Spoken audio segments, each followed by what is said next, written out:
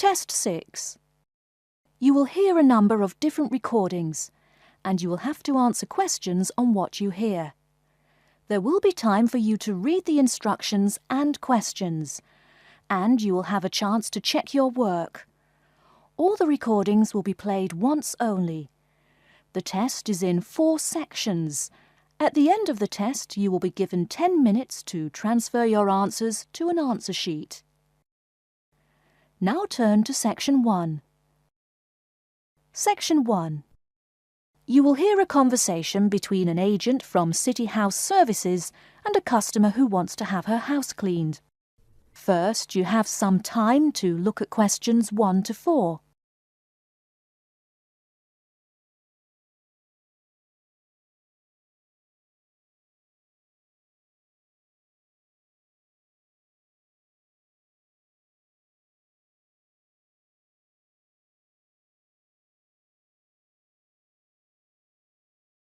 You will see that there is an example which has been done for you.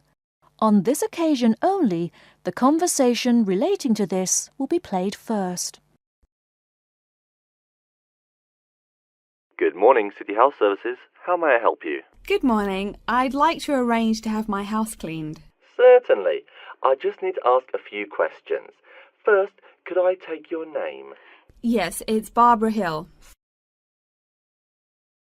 The woman says that she is Barbara Hill, so Barbara Hill has been written in the space. Now we shall begin.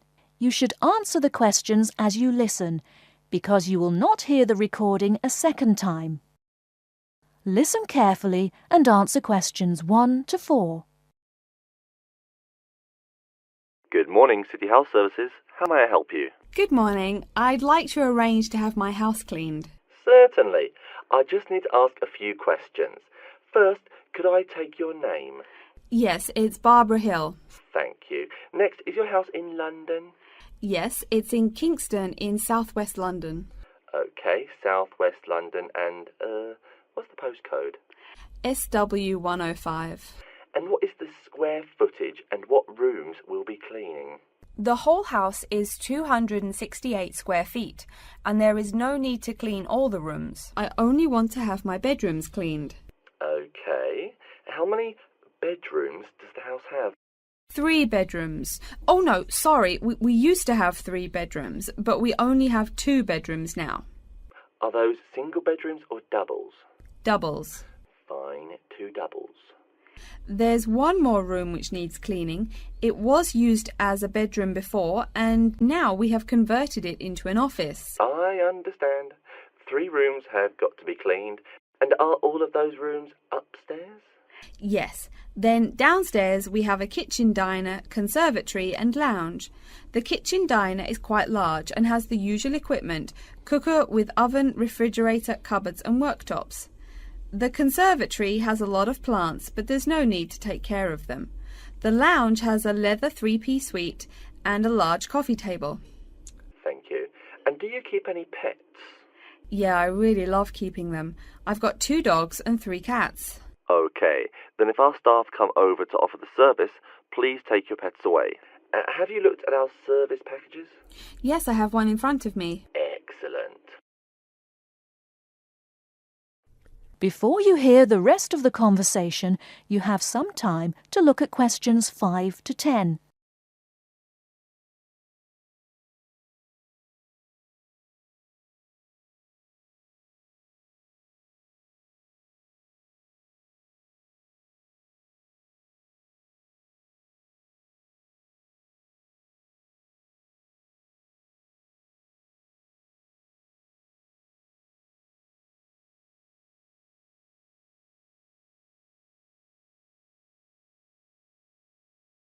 Now listen and answer questions 5 to 10.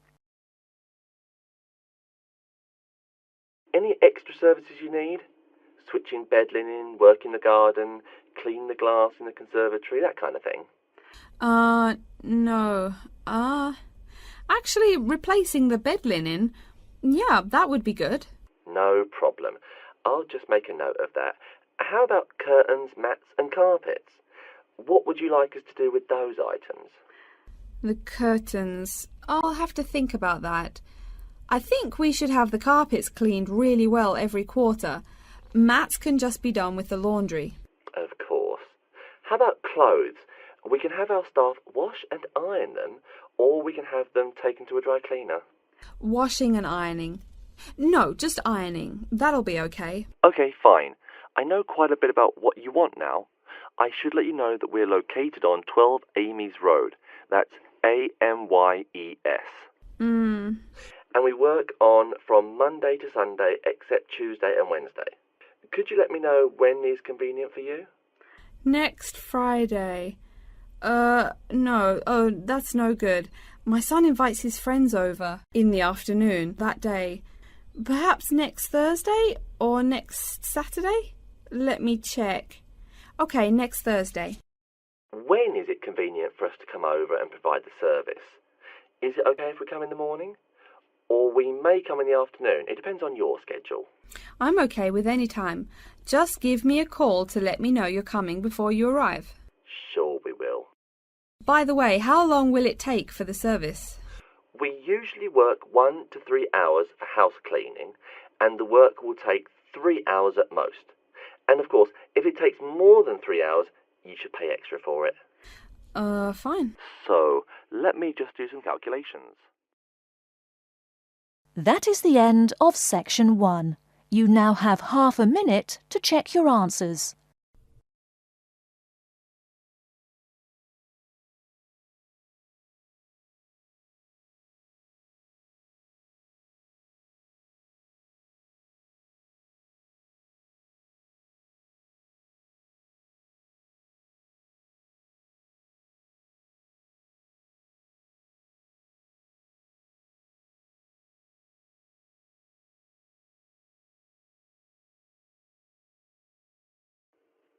Now turn to section 2. Section 2. You'll hear a talk by a security worker from Sydney Airport who is introducing the day-to-day operations of the Australian Quarantine Service. First, you have some time to look at questions 11 to 17.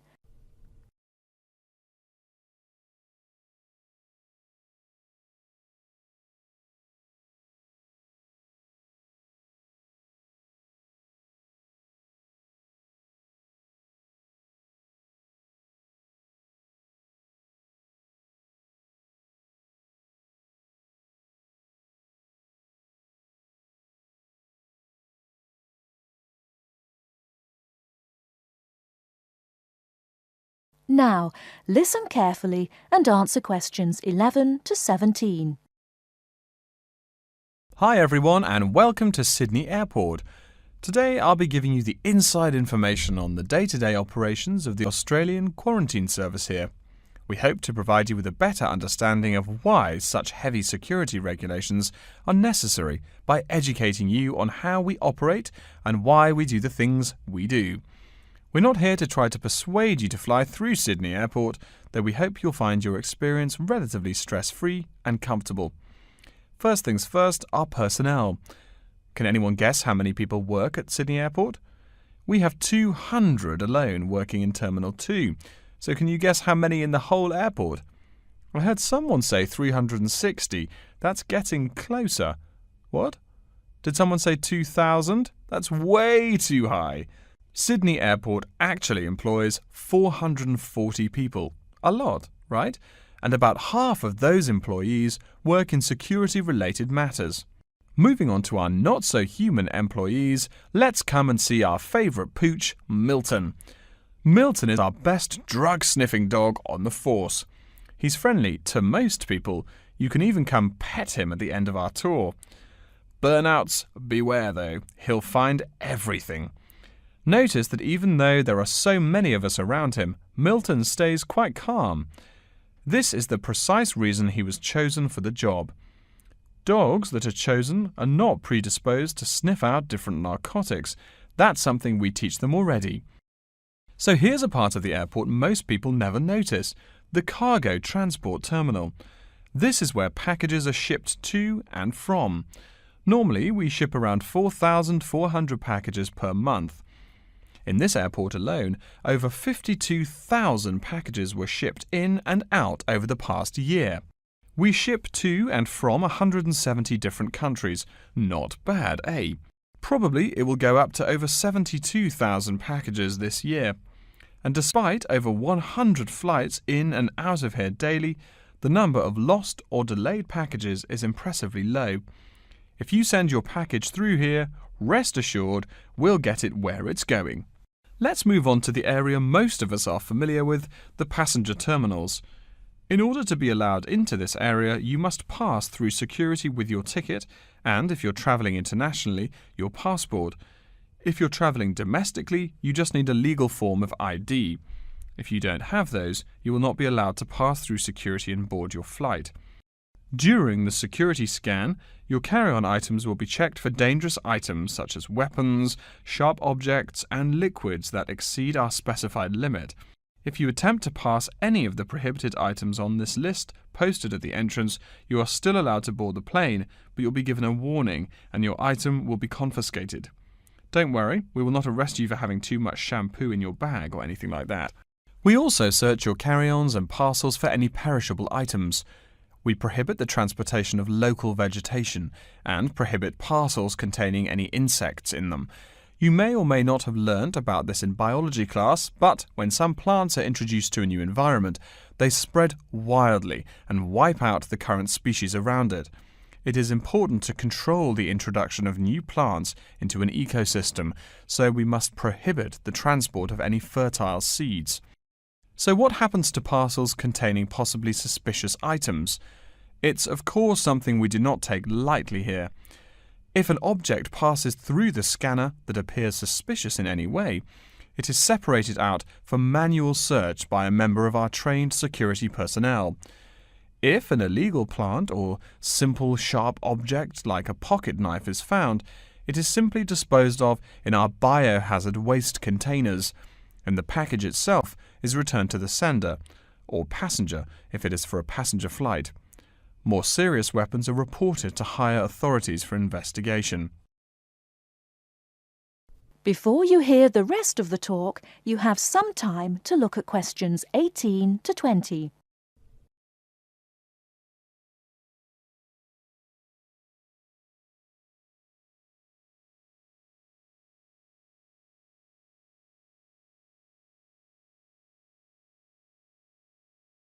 Now listen and answer questions 18 to 20. As far as parcel security, the material of the parcel is important. For shipped goods, the most common material used and the most widely accepted is paper. Make sure it is packed sturdy enough with no rips or tears.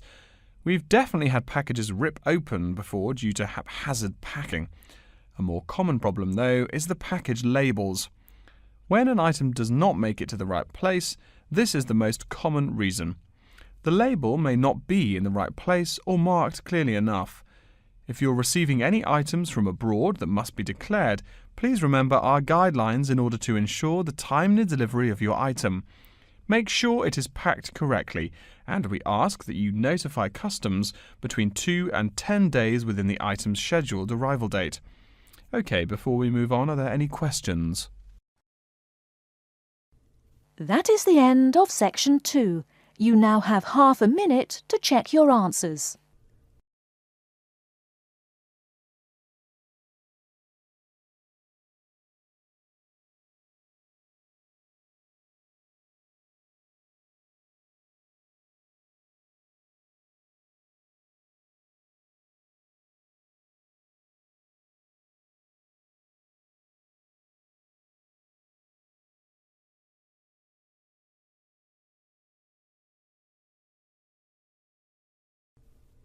Now turn to section 3.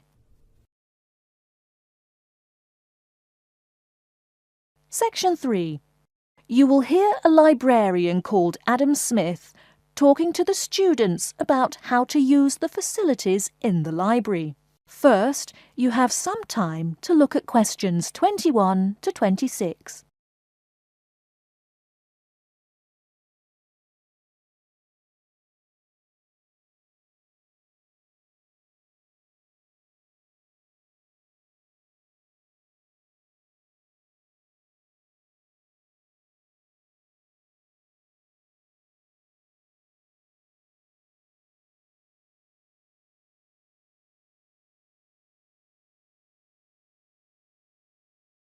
Now listen carefully and answer questions 21 to 26. Welcome. Please come in and gather over here around the tables. My name is Adam Smith, and I'm the librarian here. I'll show you around today and explain how to use these facilities. Hopefully, when I'm done with it, you'll know the ropes. And please feel free to let me know of any questions or concerns that you may have. Now we're at the gate of the library. Upon entering into the door, you'll find that the restrooms are on your left-hand side, and opposite them is a photocopy room. Many of you are wondering about the check-in and check-out process. What you have to do is go to the circulation desk, which is to the east of the photocopy room. The reading room is a really large area in the center of the library, just to the north of the circulation desk. I'm sure you won't miss it. If you're here to do research, this is where you should bring books to look through. However, if you're here to do any group projects or other interactive activities, I advise you to use one of the study rooms, which are just to the east of the reading room.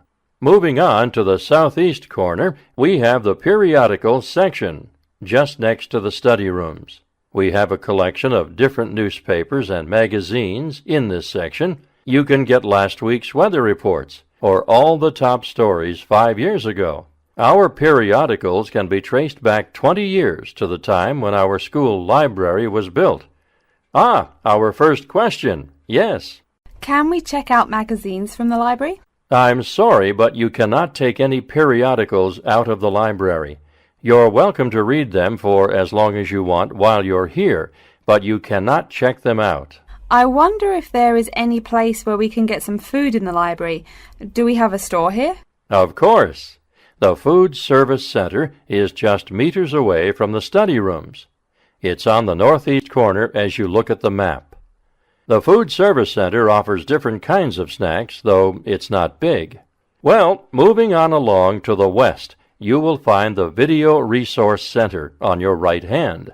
We have educational videos and documentaries, as well as major motion pictures.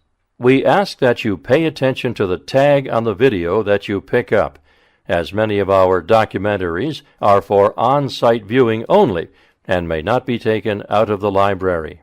To the west of the Video Resource Center is our satellite TV station. Here we stream the news from Channel 19 for most of the day. How many channels does it have?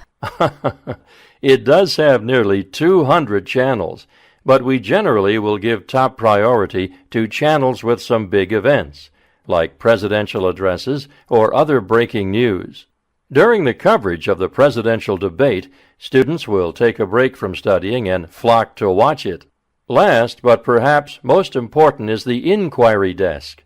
It's just on the left-hand side when you walk into the library, so it's impossible to miss it.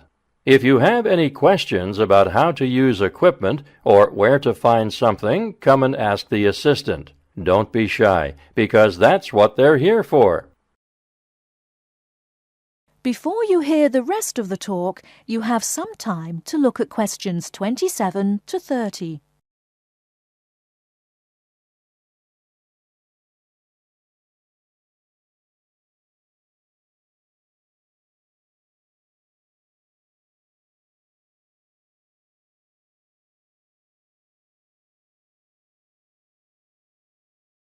Now listen and answer questions 27 to 30.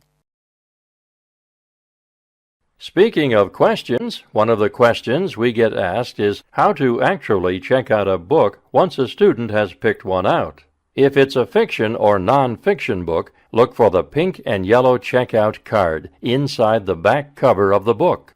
You can also find information about the book on these cards, including its publishing date, genre, ISBN, and a log of dates it's been checked out before. Present this card to me or any library assistant, and we'll stamp it, and then the book can be kept for 3 weeks. You can find general information on a field of study by using one of our subject guides. We have them on paper here, but any of our computers will allow you to search within fields as well. What if the library doesn't have a resource we're looking for? Great question. I'm going to address that. Our library is a network with a number of other universities in the area.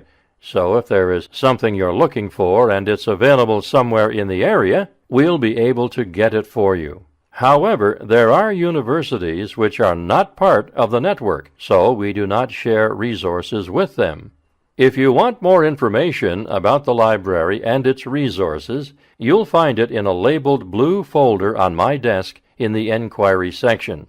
Okay, so that's a lot of information all at once, and I don't expect you to remember it all. The most important thing is please be respectful of the staff, and if you need help with anything at all, come and ask me or one of the assistants. All right, any questions? That is the end of Section 3.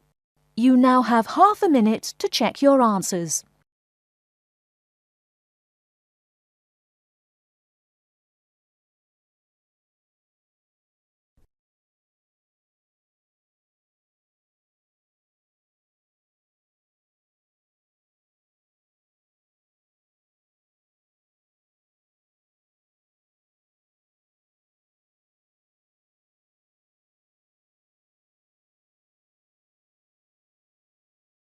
Now turn to Section 4. Section 4. You will hear a lecture about Crocodylus niloticus and its living habits. First, you have some time to look at questions 31 to 40.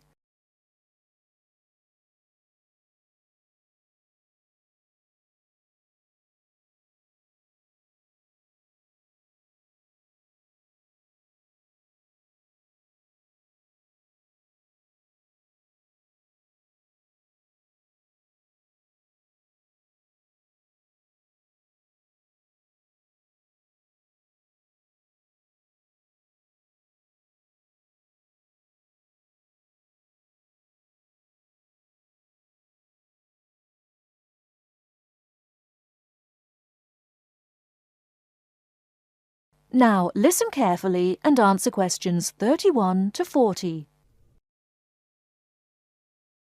Good morning. Today we will continue our study of Crocodylus niloticus by talking about its living habits. We've already discussed the evolutionary attributes that set it apart from its crocodile relatives. Does everyone remember that? Yes, it has an extremely narrow snout and 3 or 4 rows of protective scales on its back, as compared to 2 rows on other members of the Crocodylus genus. Let's take a look at how these carnivorous man-eaters live, where they live, and finally, whether they really deserve their vicious reputation. To start, I'd like to address a great question posed to me by a student during yesterday's office hours. We talked about the distribution of crocodiles in Africa and saw that they are highly concentrated in the south and west of the continent.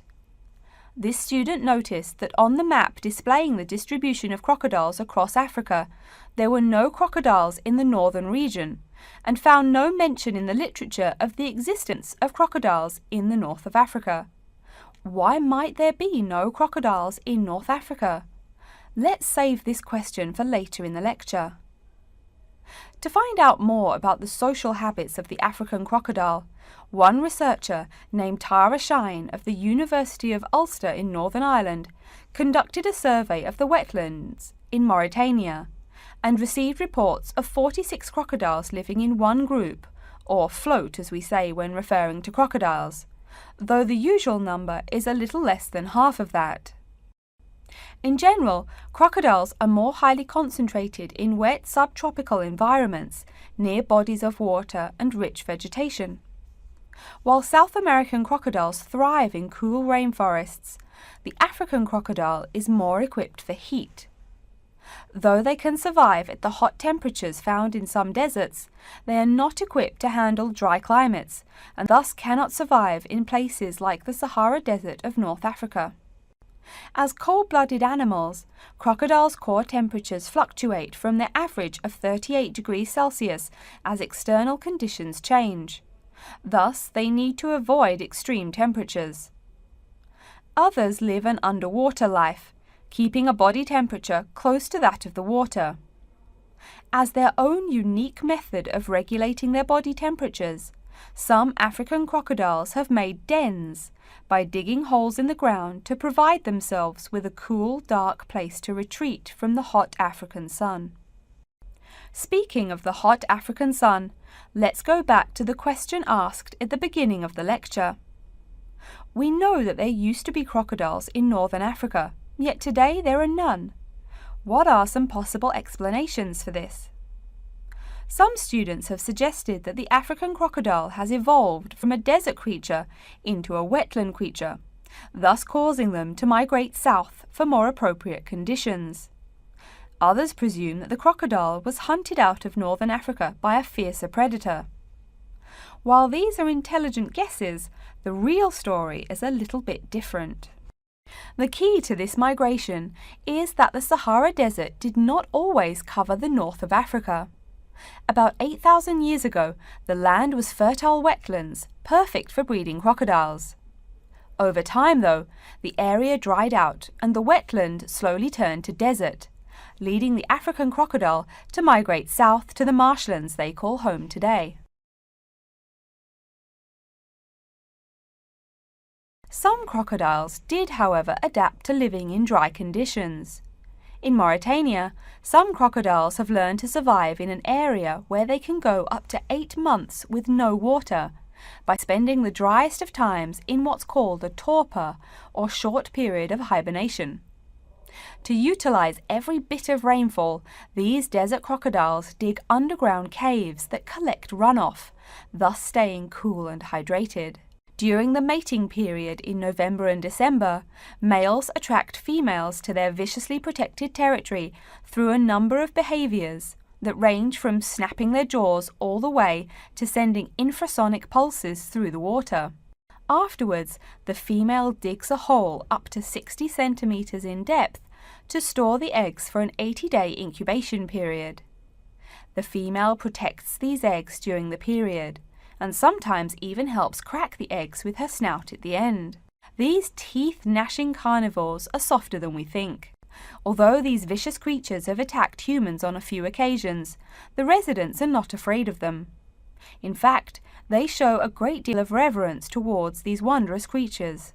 Some say that crocodiles bring water to their habitat, so if they leave, they will bring the water with them. Obviously, this is not true, but it demonstrates the admiration the inhabiting people have for crocodiles. Generally, crocodiles do not predate on humans. They attack when humans populate the crocodile's habitat, instilling fear and uneasiness in the crocs. Like any other species, crocodiles are known to attack when feeling fear. There's still a lot more to be discovered about the African crocodile. Researchers want to know more about the population size, how many crocodiles inhabit Africa in all, how they form separate floats, etc. There is still also much to learn about migration patterns and relations to other populations of crocodiles now found in other parts of the world. Next time, we'll examine a few specific case studies of crocodile populations in southern Africa. That is the end of section 4. You now have half a minute to check your answers.